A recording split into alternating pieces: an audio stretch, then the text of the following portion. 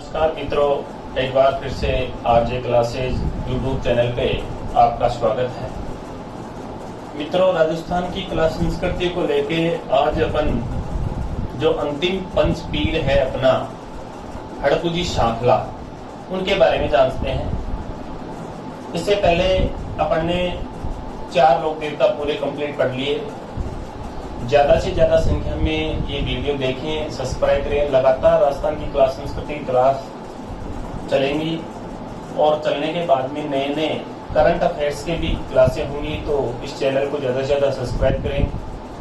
आज की क्लास से नीम का खाना, कला संस्कृति, राजस्थान का इतिहास, इसके साथ साथ राजस्थान की ज्योग्राफी, वर्ल्ड ज्योग्राफी, सारी कक्षाएं आपके समक्ष बिल्कुल बारीकी से तथ्यात्मक बिल्कुल एक एक बात को शुद्धता के साथ आपके सामने प्रस्तुत करेगा। मेरा सभी से आग्रह है कि इस वीडियो को ज्यादा से ज्यादा संख्या में सभी आरजे क्लासेस की यूट्यूब चैनल को ज्यादा से ज्यादा संख्या में सब्सक्राइब करें और लगातार ये वीडियो देखें। ये first grade, second grade, third grade, REET, Rajasthan police, पटवारी सभी विद्यार्थियों के लिए महत्वपूर्ण रहने वाले हैं। आइए जिस लोक देवता के बारे में बात कर रहे हैं उसके ओर चलते हैं। अपना अंतिम और पंच पीरों में अंतिम लोक देवता है जिसका नाम है हड़पुजी सांखला। हड़पुजी सांखला। हड़पुजी सांखला का जन्म जिस वंश में हुआ वो था पंवार वंश। पंवार वंश में सांखला गोत्र में हड़पुजी सांखला का जन्म हुआ। हड़पुजी सांखला का जन्म जिस जगह हुआ, हड़पुजी सांखला का जन्म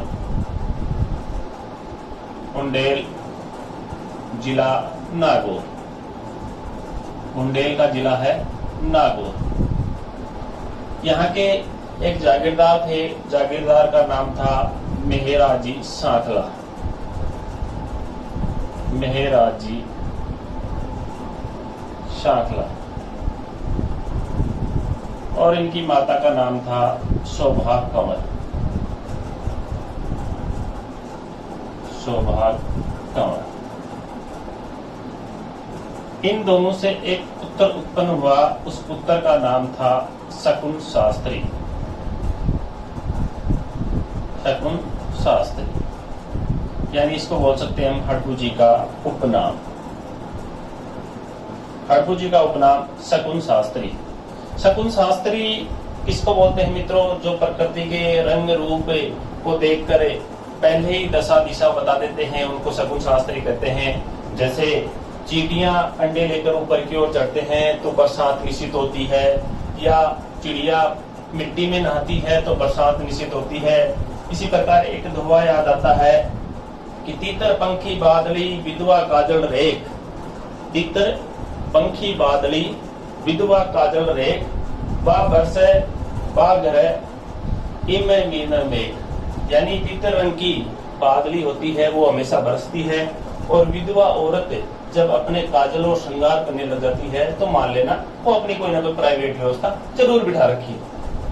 इस प्रकार से प्रकृति या ऐसी चीजों का अध्ययन, जानकारी रखने वाले हड़पुजी को उपनाम माना गया शकुन शास्त्री के नाम से। मित्रों, हड़पुजी के गुरु का नाम था बालीनाथ। बालीनाथ। हड़पुजी के गुरु का नाम था बालीनाथ। बाबा रामदेव के गुरु के भी नाम बालीनाथ था। बाबा रामदेव के मौसेरे भाई थे हड़पुजी। क्या थे? बाबा रामदेव के मौसेरे भाई। बाबा रामदेव के मौसेरे भाई। मौसेरे भाई थे हड़पुजी। बाबा रामदेव का रूप ही हड़पुजी सांखला को माना गया। ये बाबा रामदेव ने उसने कहा कि मेरा ही जो रूप है वो हड़पुजी सांखला है। हड़पुजी बालीनाथ जी के कहने पर, हड़पुजी गुरु बालीनाथ के कहने पर चाखू, लोधी जोधपुर एक गांव पड़ता है चाखू, चाकू जिला जोधपुर, चाकू जिला जोधपुर चले गए और यहीं हड़कू जी ने अपनी तपस्या शुरू कर दी। जब चाकू जोधपुर में तपस्या कर रहे थे तभी एक मारवाड़ और मेवाड़ का जो प्रसंग है वो आता है। उसके बीच में मैं बताता हूँ आपको। मारवाड़ पर शासन कर रहा था उस समय राणा रणमल। आवड़ बावड़ की संधि वाली बात है, इसके बीच में आती है। रणमल मेवाड़ पे उस समय शासक कर रहा था लाखा। रणमल की बहन थी, बहन का नाम था हंसाबाई। जब हंसाबाई का नारियल लाखा के पुत्र चुंडा के लिए पुरोहित लेके महल में जाता है तो लाखा मजाक में कह देता है कि ये बुढ़ापे में नारियल किसके लिए आया है। तो इशारों में कह देता है कि बुढ़ापे में मेरे लिए नारियल कौन भेजेगा। ये बात चुंडा सुन रहा था। तो चुंडा ने कहा कि बुढ़ापे में डोकरी की अभी भी इच्छा है शादी करने की। तो चुंडा ने कहा कि ये नारियल मेरे पिताजी के लिए आया है। रणमल ने सोचा कि यार ये तो गड़बड़ हो गई बड़ी, इस बुढ़े को मेरी बहन की शादी इस बुढ़े के साथ तो नहीं करवाऊंगा, मैं ऐसी शर्त रखता हूं कि ये अपने आप ही मना कर दे। तो रणमल ने शर्त रखी लाखा के सामने कि एक ही शर्त में मैं मेरी बहन की शादी कर सकता हूं कि मेरी बहन से उत्पन्न पुत्र ही मारवाड़ का, इसका मेवाड़ का शासक बने। तो राव चुंडा ने बड़े सहर्षी इस बात को मान लिया कि जो हंसाबाई से उत्पन्न पुत्र ही होगा वो मेवाड़ का शासक बनेगा। इसीलिए राव चुंडा को मेवाड़ का भीष्म पितामह कहते हैं, अपने पिताजी के लिए त्याग करने के कारण। इसके बाद में लाखा के उसके राव चुंडा के भाई होता है मोकल, हंसाबाई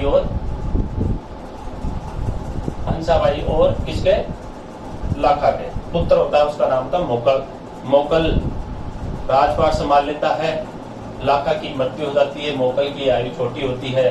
तो हंसाबाई सोचती है कि ये जो चुंडा है ये मेरे पुत्र को मार देगा, राजपाट हासिल कर लेगा और अपने भाई रणमल को मेवाड़ ले आती है।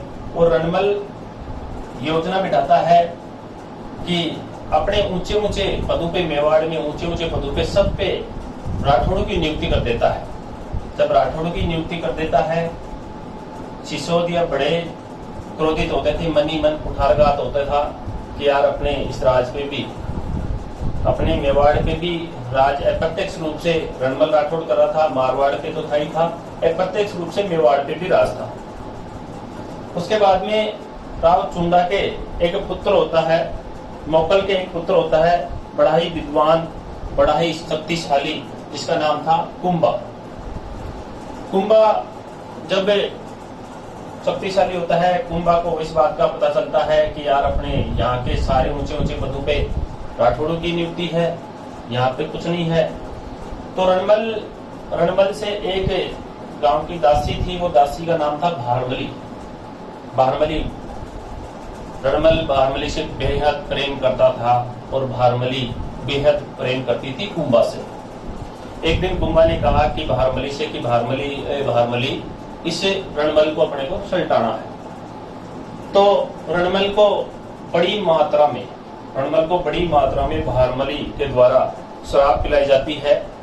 पीले पीले ओ मेरे जानी पीले पीले, खूब शराब पिलाई गई। शराब के नशे में कुंभा रणमल का वध कर देता है। बताते हैं रणमल भी बड़ा शक्तिशाली था, चारपाई पे बांधने के बाद में भी रणमल ने 13 सैनिकों का वध किया था। लेकिन इसी घटना के बीच रणमल का देहांत हो जाता है और रणमल का पुत्र था राव जोधा। जब कुंभा को अपना खोया हुआ कुंभा का जो वर्चस्व था अपने शासन का, मेवाड़ पे वापस मिल जाता है और मारवाड़ भी हासिल कर लेता है। इधर रणमल का पुत्र था राव जोधा। जब कुंभा चढ़ाई करता है मारवाड़ पर, तो मारवाड़ पे चढ़ाई करता था, एक ढोली राजपूत किले के ऊपर चढ़ के कहता है कि जोधा भाग सके तो भाग, थारो रणमल मारो जाए। तो उसने सूचना दे दी थी। राव जोधा इधर उधर भटकता फिरता, घूमता फिरता बार बार प्रयास करता है अपना खोया हुआ मारवाड़ वापस प्राप्त करने का। एक दिन रात को किसी जाट की ढाणी में रुकता है। जाट की ढाणी में रुकता है। जाट की ढाणी में रुकने के बाद में एक जाटनी के घर रुकता है, तो जाटनी ने गर्मा गर्म बाजरे का खींचड़ा बनाया और खींचड़ा बना के उसको सामने प्रस्तुत किया और खींचड़े के ऊपर घी डाल दिया। जब खींचड़े में राव जोधा ने हाथ दिया तो राव जोधा का हाथ जल गया और खूब मारने लग गया। तुरंत जाटनी आ गई, देख रही थी ये घटनाएं। तो जाटनी ने बताया कि जोधा, मारवाड़ ऐसे नहीं जीता जाता है। मारवाड़ को जीतने के लिए जिस प्रकार से खींचड़ा बाहर से खाया जाता है, किनारे किनारे से खाया जाता है, इस प्रकार से तेरा मारवाड़, तुझे खोया हुआ मारवाड़ वापस प्राप्त होगा। और मारवाड़ प्राप्त करने की एक ही कंडीशन है कि सीधा आप चाखू जोधपुर चले जाओ हड़बू जी की शरण में। चाखू जोधपुर चले जाओ हड़बू जी की शरण में, आपको खोया हुआ मारवाड़ वापस प्राप्त हो जाएगा। तो उस रात तो राव जोधा वहीं रुके और उसके बाद में दूसरे दिन सुबह सुबह हड़बू जी के चाखू, हड़बू जी की जहां तपस्या कर रहे थे, हड़बू जी कुटिया में प्रवेश करते हैं और दंडवत प्रणाम करते हैं और हड़बू जी से खोया हुआ मारवाड़ प्राप्त करने का आशीर्वाद प्राप्त करते हैं। हड़बू जी ने राव जोधा को अपनी कटार भेंट की।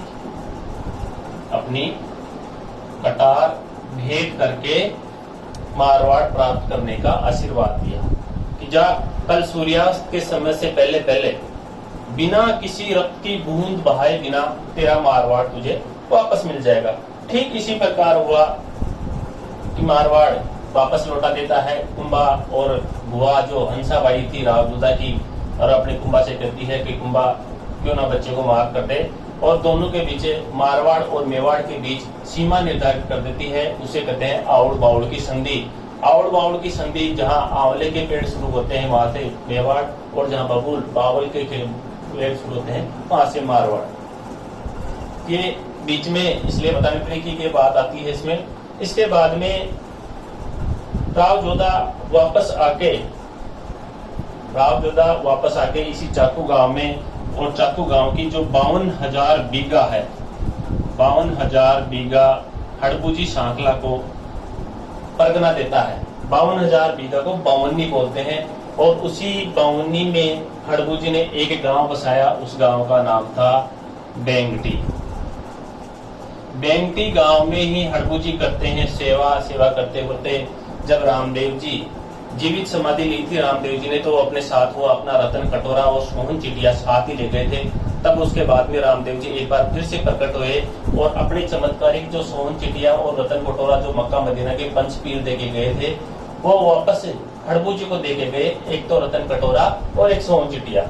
हड़बू जी दिन भर एक बाजरे की सिंगल बोरी में, एक बोरी में बाजरा भरते और पूरे गांव उस रतन कटोरे से कि शाम को आवाज लगाते, अपनी बैलगाड़ी में रख लेते और शाम को आवाज लगाते कि कोई सुबह शाम आवाज लगाते, कोई भूखा नहीं सोए, कोई भूखा नहीं सोए। और एक ही बोरी से बाजरे की भर भर कटोरे और दिया करते थे। केवल बाजरा एक ही बोरी से लोगों की कई बोरियां भर देते थे। ठीक उसी प्रकार शाम सुबह शाम ऐसे जाते, जहां भी घास अकाल पड़ गया, जहां भी घास सूख जाती है, वो चिटिया लगाते, सोन चिटिया, और घास को हरी कर देते थे। और शाम को आते समय हरी घास भर के लाते थे। किसी की गाय भूखी ना रहे, ऐसी आवाज लगाते, किसी की गाय भूखी ना रहे। खूब दिन हो गए ऐसी सेवा करते करते। और बैलगाड़ी, जब हड़बू जी अपनी तपस्या पूरी हो गई, हड़बू जी अपने अंतर ध्यान को जाने लगे, तब लोगों कह के गए कि मेरी जगह किसी मूर्ति पूजा मत करना, मेरी इस बैलगाड़ी की पूजा करना। हड़बू जी के मंदिर में किसकी बैलगाड़ी की पूजा की जाती है, और बैलगाड़ी का नाम था सिया। कई किताबों में, कई गाइडों में लिखा हुआ है कि हड़बू जी का वाहन सियार था। हड़बू जी का वाहन सियार नहीं था, हड़बू जी की बैलगाड़ी का नाम था सिया, और हड़बू जी का वाहन क्या था?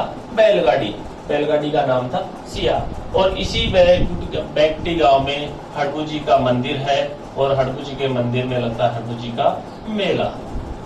यही है बेंगटी गांव में हड़बू जी का मंदिर, मुख्य मंदिर बेंगटी फलोदी जोधपुर में। तो ये थे आज के हमारे हड़बू जी सांखला। नमस्कार मित्रों, धन्यवाद।